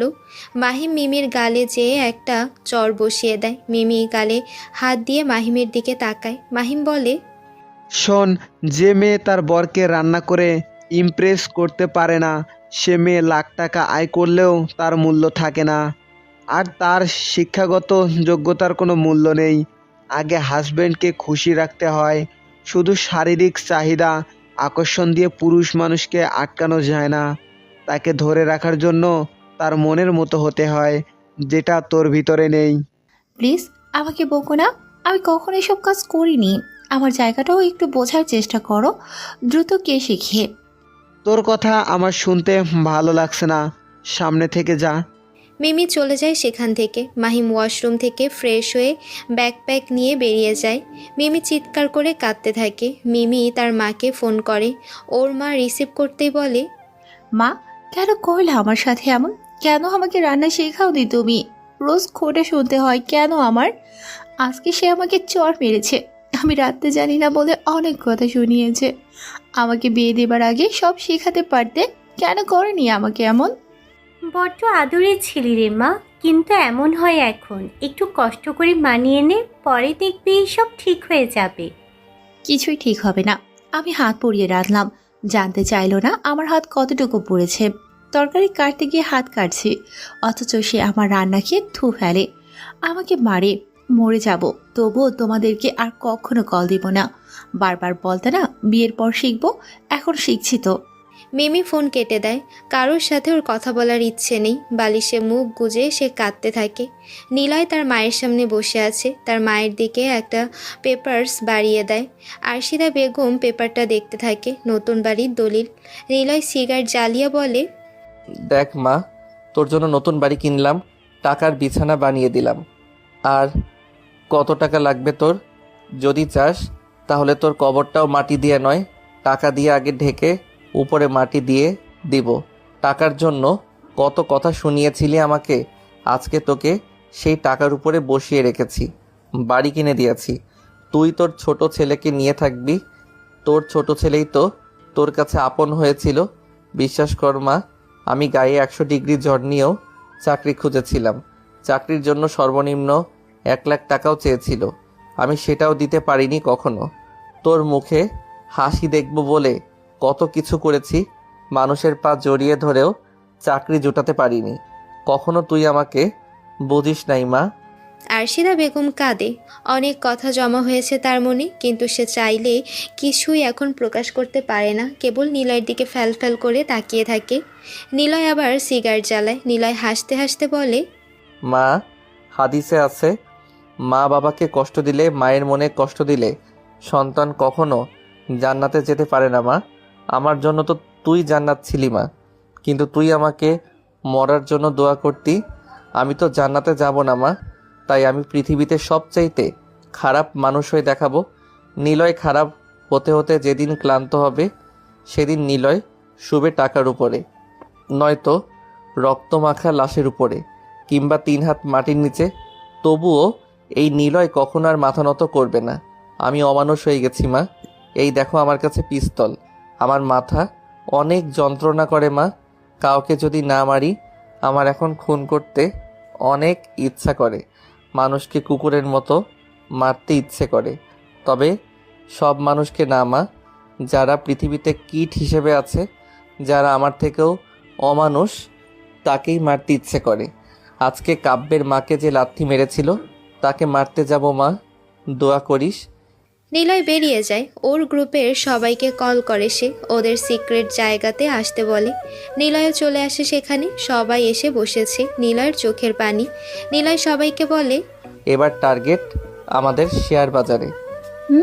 শেয়ার বাজারের প্রতি মৌসুমীর অনেক কোটি টাকা আছে। আগে বুঝতে হবে শেয়ার বাজার কি। শেয়ার বাজারের ট্রিক যদি বোঝা যায় তবে প্রফিট আয় কোনো ব্যাপারই না। আমি বড় কোম্পানির সিন্ডিকেটের উপর নজর রাখবো, ইনফরমেশন বের করব। আর সিয়াম, তুই করবি অনলাইনে যত শেয়ার মার্কেটিং আছে, কোন কোম্পানি কিভাবে বিনিয়োগ প্রথা চালু করেছে, কত % প্রফিট ছাড়বে, আর তারা কেমন ট্রিক্স করে টাকা হাতাবে, সেসব খবর রাখবি। দরকার হলে ওদের সাইটগুলো হ্যাক করবি। ঠিক আছে ভাই, আমি দেখবো সব। আর কাব্য, তোর কাজ হলো বর্তমানে যারা শেয়ার মার্কেটে নিয়মিত যাতায়াত, তাদের সাথে মেশা, তাদের দুর্বলতা, তাদের টাকার পরিমাণ সব কিছু নজরে রেখে আমাকে জানাবি। ঠিক আছে বস। আর আমি যাব শেয়ার মার্কেট পুরো তছনছ করতে। তবে ছোট বিনিয়োগদের আগে হাত করতে হবে। স্ক্যাম করব ঠিক সময় মতো। প্রথমে লস হলেও ছোট বিনিয়োগদের প্রফিট হয়, সেটা করতে হবে। এরপর বড় বিনিয়োগদের উপরে ঝাঁপিয়ে পড়ব। সবাই রেডি হও। নিলয়ের কথা মতো সবাই যে যার মতো বেরিয়ে পড়ে কাজে। নিলয় যে কি করতে যাচ্ছে সেটা সে নিজেই জানে। রাতুল বাড়িতে আসে। কয়েক সেকেন্ডের ভেতরে সামিয়া এসে দরজা খুলে দেয়। সামিয়া দেখে রাতুল এসেছে। প্রায় 2 সপ্তাহ পর রাতুল বাড়িতে এসেছে। রাতুলকে দেখে সামিয়ার সব রাগ অভিমান চলে যায়। সামিয়া অনেক খুশি হয়। মুখে একটা মায়াবী হাসি নিয়ে রাতুলকে বলে, এসেছো তুমি? জানো তোমার জন্য কত চিন্তা হয়। আমি আসবো, তা তুমি জানতে? না। তাহলে আমি কলিং বেল বাজাতেই দরজা খুলে দিলে কিভাবে? আমি রোজ সোফাতে ঘুমাই। যদি তুমি কখনো আসো আর আমি ছাড়া বাড়ির কাজের লোকেরা দরজা খুলে দেয়, তাহলে কেমন হবে? আল্লাহ নারাজ হবে। আমার স্বামীর সেবাতে আমি অবহেলা করেছি। আচ্ছা থাক, এইসব শুনতে ভালো লাগে না। শিমু কই? ঘুমাচ্ছে। মেডিসিন দিয়েছি, রান্না করা আছে, খাবার দিব। না লাগবে না, রেস্টুরেন্ট থেকে খেয়েছি। তোমাকে বলি যেতে, যাবা না তো? তুমি তো বলো সেখানে সবাই খোলামেলাভাবে যায়, আমি বোরখা ছাড়া যাব না। উফ, এইসব তোমার অসহ্য লাগে না? আমার বিরক্ত লাগে। সরো তো, এখন ভালো লাগছে না।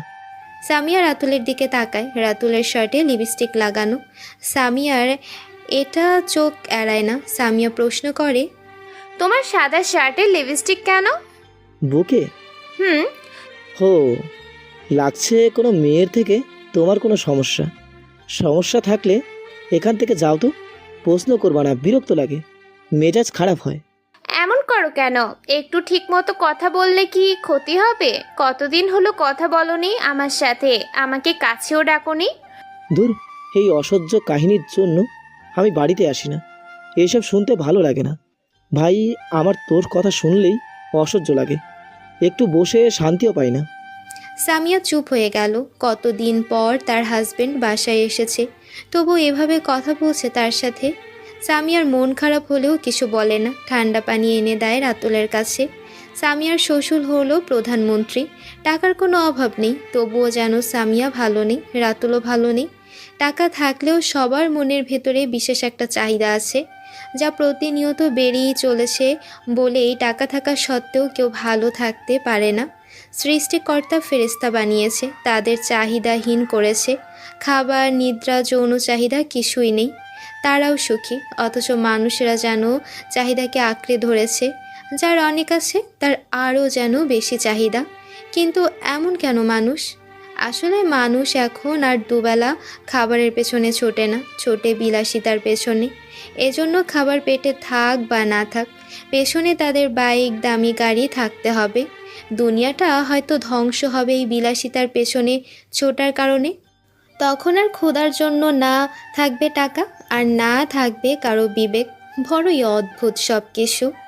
নিলয় শেয়ার বাজারের বিরাট বড় একটি চার্ট নিয়ে বসেছে, সামনে বড় একটি পিসি, পিছনে ওর সব লোকেরা বসে আছে। নিলয় শেয়ার বাজারের চার্ট দেখতে থাকে, কখন কোন কোম্পানির শেয়ার উঠছে নামছে, কে কত ইনভেস্ট করছে সেসব নিয়ে অনেক আগে থেকে নিলয় স্টাডি করে রাখে। কেবল নগদ অর্থের কারণে সে মাঠে নামতে পারেনি। নিলয় সবার দিকে তাকায়। অর্কের প্রশ্ন, ভাই, স্টক মার্কেট সবচেয়ে সহজ উপায়, কিভাবে টাকা আমাদের কাছে আসবে? টাকা আয় করার জন্য কোনো সহজ উপায় হয় না, তবে শেয়ার বাজারে চলে টাকা বিনিয়োগের খেলা। যে যত ধৈর্য নিয়ে টাকা বিনিয়োগ করবে সেই প্রফিট আয় করবে। কিভাবে বিনিয়োগ করলে আমরা সহজে প্রফিট আয় করতে পারবো? প্রথমে জানতে হবে বিনিয়োগের ক্ষেত্রে সেরা কোম্পানিগুলো বেছে নেওয়া, তারপরই মার্কেটে বিনিয়োগের বেসিক নিয়মগুলোই জানা। শেয়ার বাজার একটি উচ্চ ঝুঁকিপূর্ণ জায়গা, তাই এখানে বিনিয়োগ করতে হয় বুঝে শুনে, গুজবের উপর ভিত্তি করে নয়। তবে কিছু কৌশল অবলম্বন করতেই হবে আমাদের, আর এই কৌশলগুলো সার্বজনীন, অর্থাৎ এগুলো যে কোনো দেশের যে কোনো শেয়ার মার্কেটের জন্যই প্রযোজ্য। শেয়ার বাজারে দীর্ঘমেয়াদী লাভজনক বিনিয়োগ করতে চাইলে আমাদেরকে এমন কিছু কোম্পানি বাছাই করে নিতে হবে যেন আমরা যৌক্তিক রিটার্ন পাই। এর জন্য বিনিয়োগের আগে কোম্পানির বাছাইয়ে বেশ কিছু বিষয় ভালোভাবে যাচাই করে নিতে হবে। কৌশল 1, কোম্পানির ইতিহাসের প্রকৃতি। শেয়ার বাজারে বিনিয়োগের জন্য যখন কোনো কোম্পানির শেয়ার বাছাই করব, তখন প্রথমেই দেখতে হবে সেই কোম্পানির ইপিএসের তথ্য। ইপিএস মানে হচ্ছে আর্নিং পার শেয়ার বা শেয়ার প্রতি আয়। এর মাধ্যমে কোম্পানির কার্যক্রম সম্পর্কে একজন বিনিয়োগকারী সম্যক ধারণা পায়। তাই শেয়ার বাজারে কোনো কোম্পানির শেয়ার প্রতি আয় বা ইপিএস একটি গুরুত্বপূর্ণ সূচক। তাই আমরা কোনো কোম্পানিতে বিনিয়োগের আগে ওই কোম্পানির বিগত 5 বছরের ইতিহাস পর্যালোচনা করব। তাতে ইপিএসের ধারাবাহিক পদ্ধতি রয়েছে কিনা সেটা ঠিকমতো যাচাই করতে সুবিধা হবে। আমরা যে স্টক এক্সচেঞ্জে বিনিয়োগ করতে চাই, সাধারণত সেখানকার ওয়েবসাইটের মাধ্যমে সহজেই যে কোনো কোম্পানির ইপিএসের তথ্য পাওয়া যায়। বাংলাদেশের সর্বপ্রথম 100% ডিজিটাল ব্রোকারেজ হাউস বিরিজ অ্যাপের কিছু ডাইনামিক ফিচার ব্যবহার করে মোবাইলেই কোম্পানির ইপিএসের তথ্য বের করে নিতে হবে। তাই বিনিয়োগের আগে সেই তথ্য যাচাই করতেই হবে। মনে রাখবেন, ইপিএস যত বেশি হবে ততই ভালো। কৌশল 2, বেশি মূলধন কম ঋণ। শেয়ার বাজারে বিনিয়োগের দ্বিতীয় কৌশল হচ্ছে এমন কোম্পানি খুঁজে বের করা যার মূলধনের চেয়ে ঋণের পরিমাণ কম, অর্থাৎ মূলধন বেশি কিন্তু ঋণ কম। মূলধনের বিপরীতে ঋণ কম এমন কোম্পানিতে বিনিয়োগ করাই নিরাপদ। কোনো কোম্পানির ঋণ যদি মূলধনের 1% মধ্যে থাকে তবে সেটা গ্রহণযোগ্য, কিন্তু মূলধনের 1.5% বেশি ঋণ আছে এমন কোম্পানিতে বিনিয়োগ না করাই ভালো। কেননা যেসব ব্যবসায় প্রতিযোগিতা অত্যন্ত বেশি এবং মুনাফার হার কম, সেসব ব্যবসার ক্ষেত্রে বিপুল ঋণ কোম্পানির জন্য মারাত্মক ঝুঁকির কারণ। কেননা ঋণের সুদ কোম্পানির মুনাফা কমিয়ে দেয়, এমনকি কোম্পানিকে লোকসানের প্রতিষ্ঠানও বানিয়ে ফেলতে পারে। 3 নম্বর কৌশল, আরও আয় বা মূলধনের বিপরীতে আয়। শেয়ার বাজারে বিনিয়োগের জন্য তৃতীয় যে বিষয়টি আমাদের পর্যালোচনা করতে হবে সেটি হচ্ছে ওই কোম্পানির আরওআই মানে হচ্ছে রিটার্ন অন ইনভেস্টমেন্ট বা ইকুইটি বা মূলধনের বিপরীতে আয়। কোনো কোম্পানিতে শেয়ার হোল্ডারদের বিনিয়োগ করা অর্থের বিপরীতে কোম্পানিটি কী পরিমাণ নেট মুনাফা করছে তা জানা অত্যন্ত জরুরি, আর সেটি বোঝা যায় কোম্পানির রিটার্ন অন ইকুইটি বা মূলধনের বিপরীতে আয় থেকে। শেয়ার হোল্ডারদের টাকা একটি কোম্পানি কতটা দক্ষতার সঙ্গে ব্যবহার করছে তার বহিঃপ্রকাশ ঘটে আরওআইতে। কোনো কোম্পানির ইকুইটিতে বিনিয়োগের আগে ওই কোম্পানির আরওআই ভালোভাবে পর্যালোচনা করা উচিত। সাধারণ নিয়ম হলো কোম্পানির আরওআই অবশ্যই মূলধনের চেয়ে বেশি হতে হবে, আর বিনিয়োগকারীরা কোনো কোম্পানির ইকুইটিতে বিনিয়োগ করলে তার বিপরীতে বছর শেষে ন্যূনতম 14 থেকে 15% রিটার্ন বা মুনাফা না পেলে ওই বিনিয়োগ লাভজনক হয় না। তাই মূলধনের তুলনায় কোনো কোম্পানির আরওআই যদি 18% বা তার চেয়ে বেশি হয় তাহলে বুঝতে হবে কোম্পানিটির ব্যবসা ভালো চলছে। আর দীর্ঘ সময় ধরে একটি কোম্পানির আরওআই বেশি হওয়া মানে ওই কোম্পানির বাজার প্রতিযোগিতায় ভালোভাবে টিকে থাকার বাড়তি কিছু সুবিধা রয়েছে এবং অন্যান্য প্রতিযোগীর তুলনায় ওই কোম্পানিকেই যা এগিয়ে রেখেছে।